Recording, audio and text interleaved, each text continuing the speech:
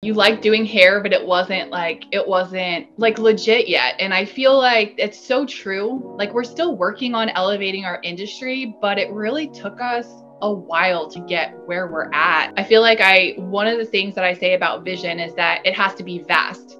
And when I mean vast, I don't mean big, I mean impactful. Through educating, you connect and you network with people. And that's the thing, like you show up to increase a specific skill set a lot of times, and so much more like comes with that.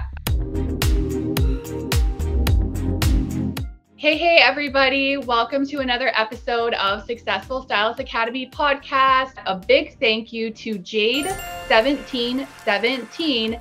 You won an SSA shirt. Please go on Instagram on Successful Stylist Academy, DM us and let us know that it's you and we can get your shirt to you. So thank you to our community, to all of you guys that are listening. You really make a difference. This man has an amazing story and I can't wait for you to tell it, Tyler. So Tyler Kelbert, welcome.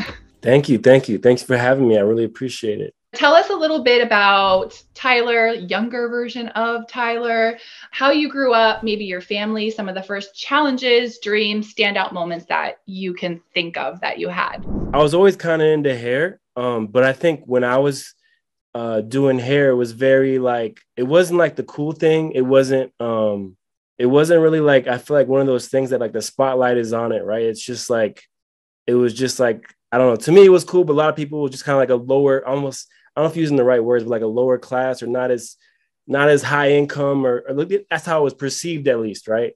And so I never really thought I was going to do it. I always thought it was cool. So yeah, I just kind of went to college and did that whole route and graduated. And that's what I thought you're supposed to do. Right. I thought that's the thing to do. And yeah, so I mean, that's kind of younger Tyler. I was into basketball. I was just doing stuff that I felt like, I was supposed to do, right? Yeah, originally from Florida, Miami, moved around a bunch because we weren't super like, yeah, we were just kind of poor when I was younger. So we just moved around all the time, just staying at friends' houses. We never like were stationary much. And yeah, that's kind of younger Tyler, kind of in a short amount of time. But yeah, I love how you said just, you like doing hair, but it wasn't like legit yet. And I feel like it's so true. Like we're still working on elevating our industry, but it really took us a while to get where we're at. Yeah, it's crazy. Like I feel like I was almost like programmed to, because it's funny, when I went to college, I didn't even realize it was a choice not to go. I feel like I was like almost like not programmed, but just like taught that like everyone had to go to college. You had to get a degree. Like when I went there, it wasn't until like my like freshman or sophomore year that I realized like I didn't have to go. Like someone dropped out and I was like, dropped out? Like you can do that? Like I thought we all had to like go through the motions, like high school, middle school, like whatever. So I didn't even realize it was like not an option till I actually like got there and like was there for a while, which is funny. But yeah, it's crazy. With college for you haven't actually been, for like me, this long-term veteran. Like I feel like I've been in the beauty industry for a long time. At the beginning, I wanted to lie and give myself more credibility. And now I want to lie and like shorten it a little bit to make myself feel younger. But you haven't been like active in the beauty industry for what I would consider a super long time.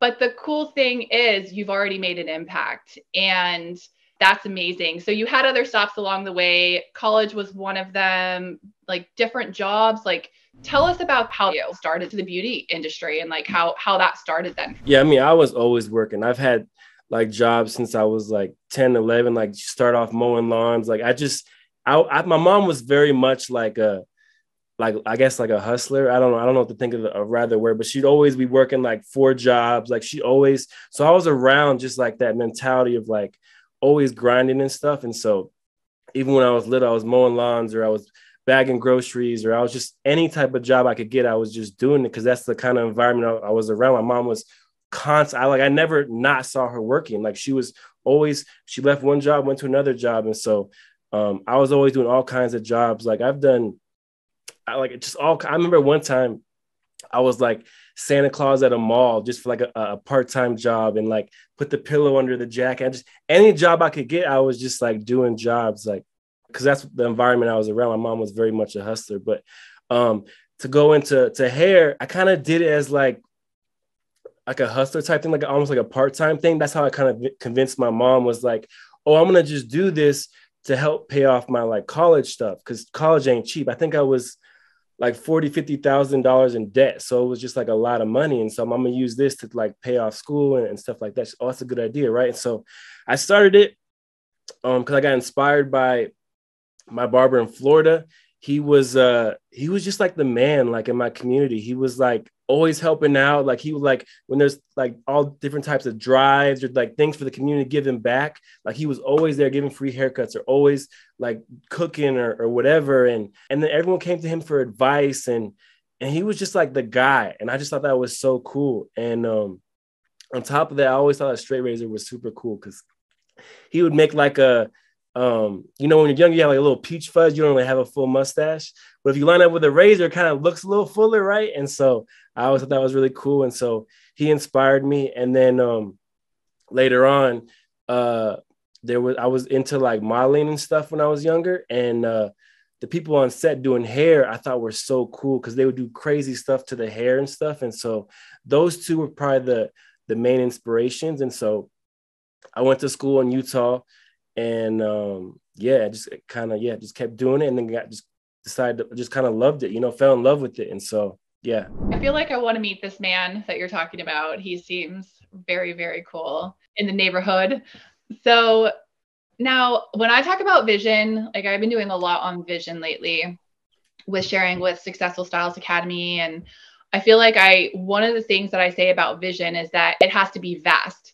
And when I mean vast, I don't mean big, I mean impactful. And I feel like that's something that I don't want to say unintentionally, because I feel like you're very laser focused, but have really grasped like the power of. So I do want to hear some accolades, because some of the things that I think I would call really, really big that you're doing in the industry to make a difference and be impactful. You have your hat on, which I love that you're rocking that. So I would love for you just to share some of the things that you're up to with shows, with travel, with your business outside and inside of the salon, so we can kind of get to know you a little more industry-wide too. Yeah. I mean, I do the Salt Lake Beauty and Barber Expo, which was our third year this last year. Yeah, I love it. I go to shows also frequently. I go to classes all the time. I have the Cut Above, which you were talking about, on my hat. That's my educational brand. And it's not just me, it's just a brand for education. So I've done lots of events with it before the expo had even started. And I just fly out people and just kind of bring in education. Yeah, and I've worked for a few different brands and stuff, but this year I've kind of decided I want to do independent and just kind of do solo, just myself. I feel just kind of freedom-esque. I don't know if I'm using the right word, but it's a cool decision that I've made. And so I'm no longer with any brands, just kind of doing my own thing. And it's been super cool so far. I've booked a lot of cool things coming for the new year. I have a lot of classes coming up that I haven't announced yet. But yeah, I cut behind the chair as well. I'm going to be starting at a salon in Ogden soon. So I'm behind the chair. I do the expo. I have the education brand. And you're really huge into education. Like you're a huge advocate for it. So, tell our listeners like the importance of education. Like, how has it played a role for you? And like, why is it just like a must as you? I mean, with any industry, it's just how you get better. You know, I think the two biggest things that helped me in my career are networking and education, period. Like, it's just, I don't know, like every time you go to a class, you see a lot of like-minded people, and connections happen, opportunities happen, and you learn how to get better, cut hair, color, whatever. It's, in my opinion, absolutely necessary. You know, those are the two biggest things in any industry. I feel like you could just, to better your career, you know? So that's what's helped me, is just education and networking. It's, in my opinion, the most important, to answer your question. Perfect. And I like couldn't agree with you more. I mean, I really have a heart for education as well, and being an educator for so many years. You mentioned though, like through educating, you connect and you network with people. And that's the thing, like you show up to increase a specific skill set a lot of times, and so much more like comes with that. I know for me, a lot of the times, like when I got hired for Joico, it was because I was taking hands-on classes and going to shows, and I met Christopher and I met Damien and met some of the people that worked corporately for Joico. And that's like how I got started as an educator, was by showing up to education. So I think there's like a lot of like unforeseen like blessings and opportunities that come with 100%. When people look at you now and see you and everything that you're doing, there's a pretty huge part of your story that you kind of shared with me that they're not aware of. And I was hoping that you would get vulnerable and just like share a little bit of that with us. Yeah. So when I started off, it's funny, I was actually just in Virginia with one of my friends who had a similar kind of thing happen. And both of our moms kind of came from like very poor environment and then grew to what they are today. And when we got like to be 18 years old, they kicked us out. Right. And my mom was very much, I was very upset, but like now I'm super happy about it because both my friend's mom and our mom, they just wanted us to kind of like get, kind of build that strong foundation for ourselves, And for me, I was upset though, because we started off poor. I'm like, oh, we're getting better. Like we have beds and we have like stuff like that now. And it's like, this is cool. And then I went like, I feel like back down, which kind of sucked. But again, I'm super thankful for it.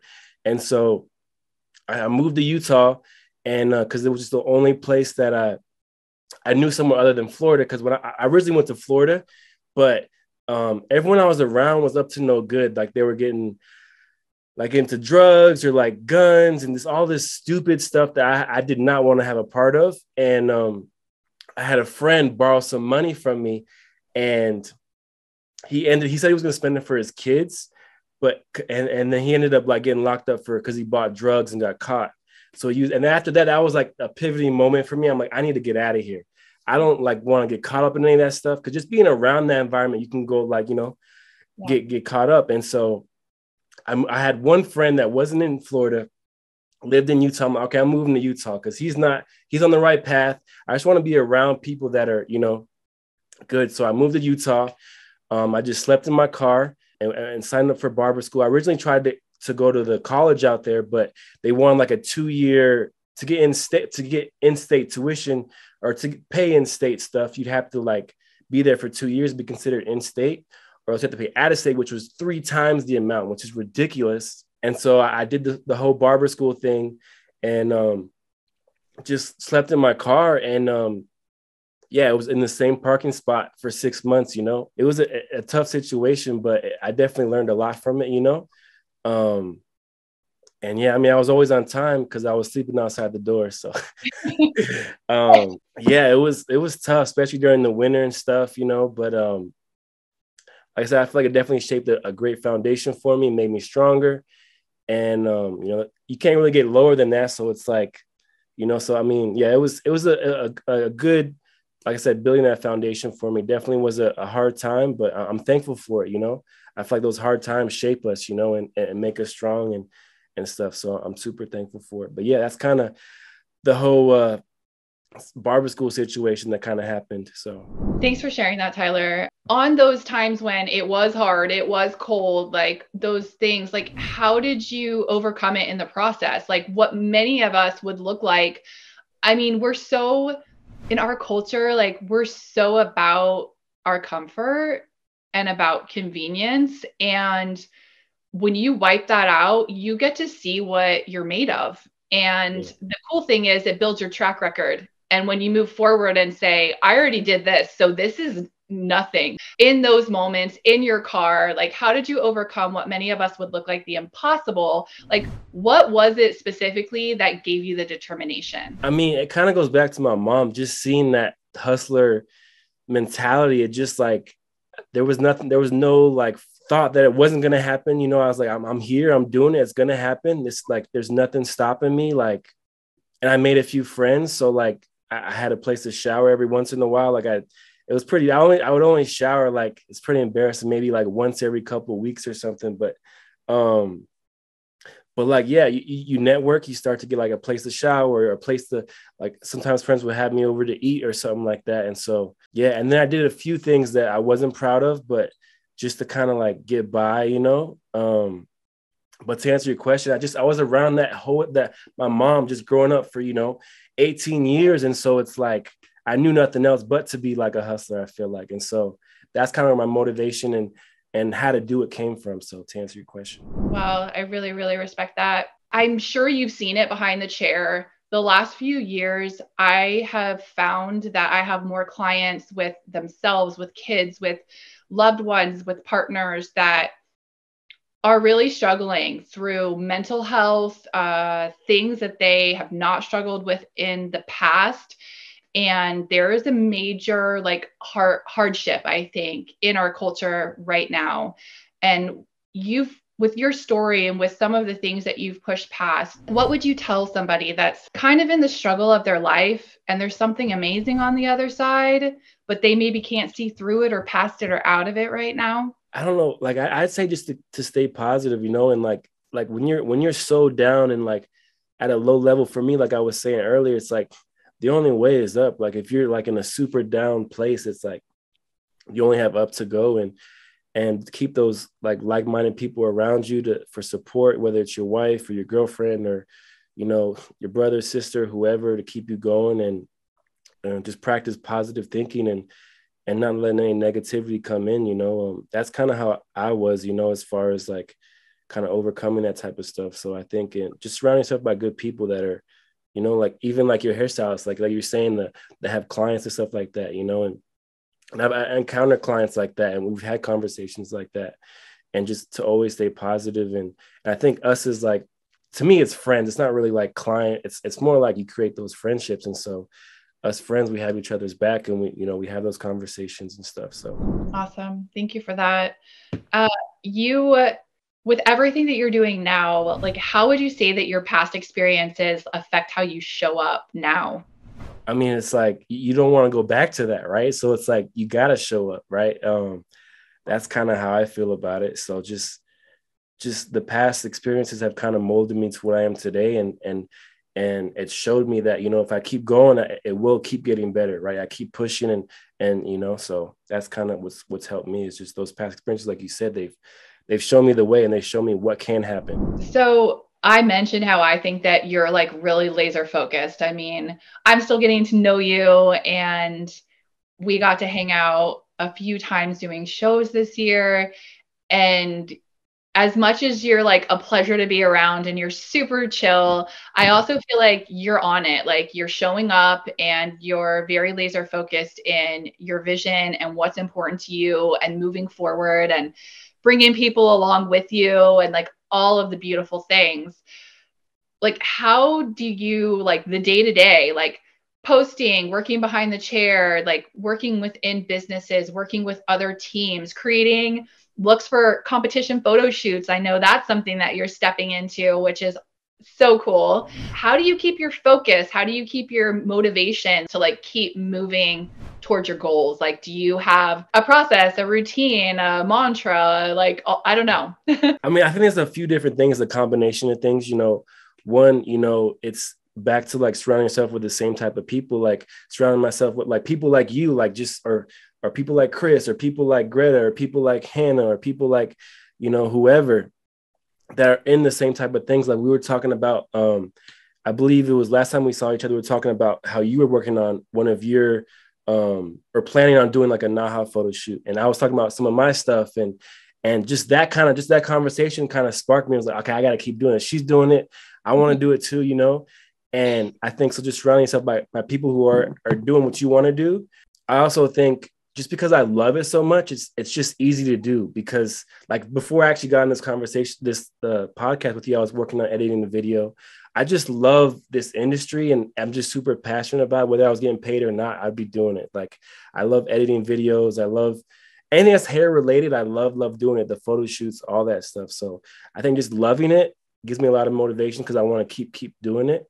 And then, like I said, just surrounding yourself with good people. So that's kind of what keeps me going. I feel like it's just the love, and then continuing to be around the right people. Because one thing I've noticed is that I've had a couple friends who've kind of burnt out in the industry. And I've kind of strayed away, like we're obviously still friends, but I don't hang out with them as much because I don't ever want to lose this because I love it so, so much. And so I try to stay around people who are still ignited by that like fire in the industry, like yourself and everybody else. So yes, I love it. I mean, what's the saying? Like, if you do what you love, you don't ever feel like you worked a day in your life. It's so true. I mean, don't get me wrong. We're freaking tired. Like sometimes, we work, but we're tired, but we're like energized because we're still about it. In the squad, inner circle, you become or more like the 5 people or the inner circle that you surround yourself with. And it's true, like everything's an exchange. So we definitely really affect and receive and like feed into one another. So I think you guys take those 2 pieces of advice to heart. They're good pieces of advice. Yeah, feel free to message me if you ever want to reach out. I'm an open book, So yeah, again, I appreciate you guys for having me. This has been amazing. I love you to death. You're amazing. So this has been super cool to chat it up with you and catch up. So yeah. Thank you for joining us, and show Tyler some love on all his pages and platforms. I want to encourage you to dream big, set goals, and take action. And remember that we are here to help you every step of the way. And we are super excited to see you next week.